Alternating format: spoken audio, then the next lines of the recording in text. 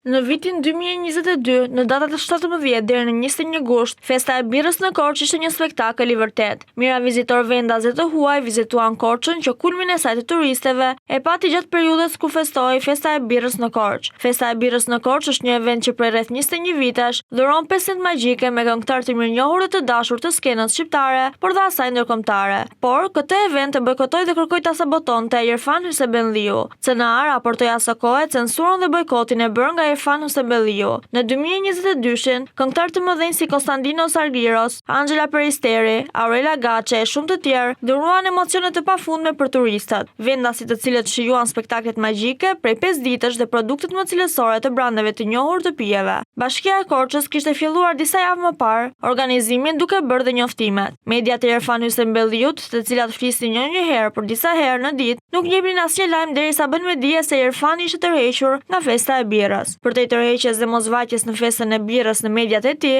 nuk u dha asnjë fjalë dhe nuk u shkruajt asgjë për eventin më të madh veror që ndodh në Shqipëri dhe ndodh vetëm në Korçë. Irfan Hysebelliu jo vetëm e bojkotoi, por dhe e sulmoi festën e birrës në Korçë, duke bërë shkrime, kronika, raportime, duke hedhur akuza dhe shpifje sepse nuk mori pjesë në event. Qëllimi i bojkotit ishte i qartë, thjesht dhe vetëm dështimi dhe shkatrimi i festës së birrës. Por në fakt festa e birrës në Korçë u bë më e suksesshme se kurrë, pikërisht sepse e sulmoi dhe nuk shkoi Irfan Hysebelliu. Irfan Hysebelliu nuk ishte pjesë e festës së birrës në Korçë, pasi kishte problemet e tij me mospagimin e taksave dhe mendoi se po të mos shkonte ai, shqiptarët, turistët apo kompanitë e birrave do ta bojkotonin festën e birrës. Por nuk ndodhi sipas pretendimeve të Irfan Hysebelliut. Kompanitë e birrave nuk e bojkotuan festën e birrës që Irfan Hysebelliu kërkon ta personalizojë me birrën Korça, dhe në atë event në 2022 u promovuan dhe brande më të mira se birra Korça e Irfan Hysebelliut, e cila tregtohet dhe kontraband, siç e kapën tatimet dhe në evazion fiskal. Ishin kompani dhe biznesmen të ndershëm që bëjnë tregti, shesin produkte cilësore dhe nuk janë mashtrues si Hysebelliu me produktet e tij dhe abuzimet që bën duke vjedhur shtetin me mospagimin e taksave.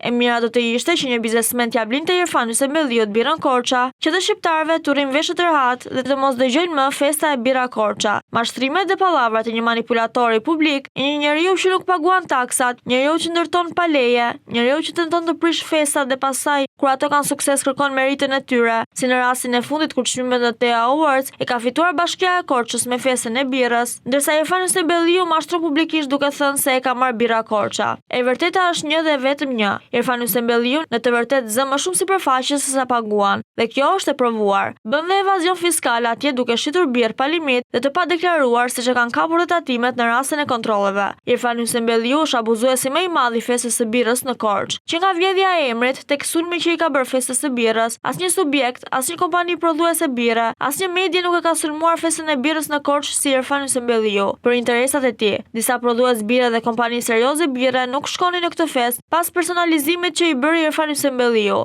Kur ai e bojkotoi, ishin atje prezent shumë kompani të tjera dhe prodhues të tjerë serioz, jo si Irfani. Festa e birrës në Korçë personalizohet në mënyrë kriminale nga Irfan Hysebelliu, ashtu siç nuk paguan tatimet dhe shtetin, ashtu sillet dhe me festën e birrës duke e personalizuar për interesat e tij, që të shes ashtu siç shet ai. Ndoshta do të vi dita që të dalë një biznesmen dhe ta qirojë një herë mirë Irfan Hysebelliun si pronar të birra Korça dhe turistët i tregojnë Irfanit sa i vlen lëkura. CNA do të kërkojë turistëve, atyre që marrin pjesë në festën e birrës, të provojnë çdo birrë tjetër dhe t'ia tregojnë vendin Irfan Hysebelliut për sjelljen e tij abuzive, për mënyrën se si sulmon këtë festë dhe si abuzon me emrin e saj.